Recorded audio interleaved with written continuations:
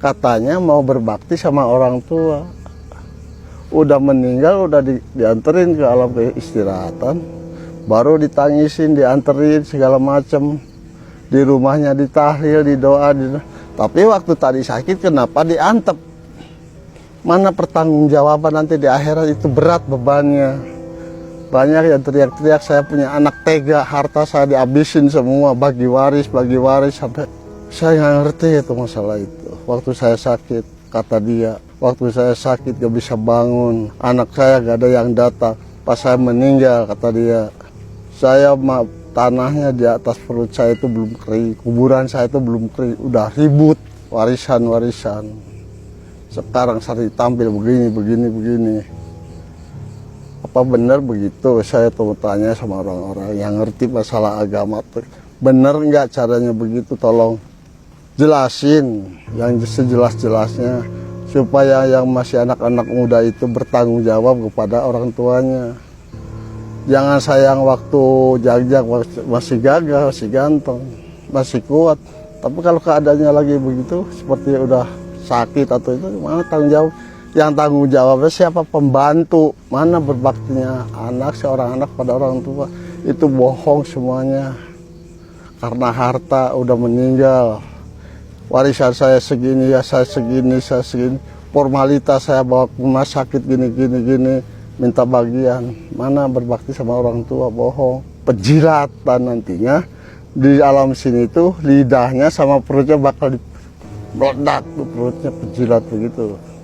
Si orang ini tuh, jadi dia punya pikiran bahwa saya ini, kata dia, saya ini waktu hidupnya disia-siakan sama anaknya. Tapi kalau udah ke sini, dia hartanya pakai rebutan warisannya tuh. Jadi yang ada di sini gak tenang. Masalahnya di sini gak senang karena teguran dari Allah itu dikarenakan nggak bisa mendidik keluarga, kurang didikan agama. Emang akunya biar pinter baca Quran itu memang pinter, doain bacanya ini dia ngerti, tapi nggak tahu isi maksud tujuannya. Yang kena tuh orang tua. Kalau bener sayang sama orang tua, benerlah berbakti. Waktu hidup udah meninggal cukup sama air dianterin, datang didatangin, kasih air, kembang apa, itu kebakalan bener. Doain di rumah. Kalau kangen datang istirahatan, gak masalah, gak apa-apa. Jaroh, mengingat. Ini makanya yang di sini almarhum di sini dibentuk begini itu maksudnya apa? Ini tanda jasa bahwa kita ini punya orang tua. Jadi nggak diratain ya. Sengaja ini turunan ini. Jadi anak cucunya tuh tahu bahwa saya ini punya keluarga.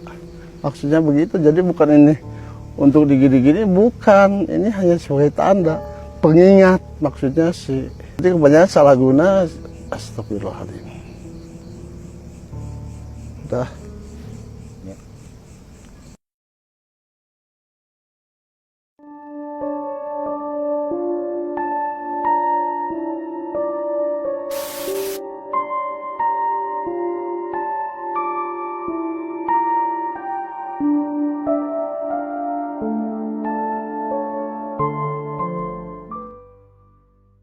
Ya, tadi Aki lihat di sini dari sekian ribu makam yang ada, menurut Aki lebih banyak yang disiksa ketimbang yang tidak ya Ki? Yang paling banyak itu yang menderita. Ya dibilang disiksa ya, karena itu yang menderita.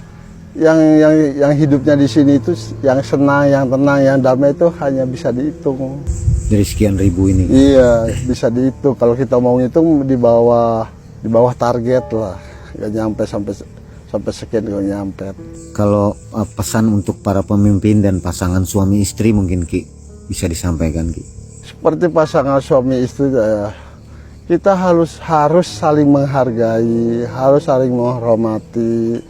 Jadi saling mengantar sesuatu keinginan yang masuk logika. Jangan si istri, saya ini punya suami pejabat, pasti mampu, tanda tangannya miliaran. Si istri itu nuntut, ya saya pengen beli mobil ini itu segala macam, buat shopping, buat apa. Si suami itu dia bingung, stres, ini gimana pastinya saya ini selalu menuntut begini-begini, gaji cuma segitu, dia pasti lari.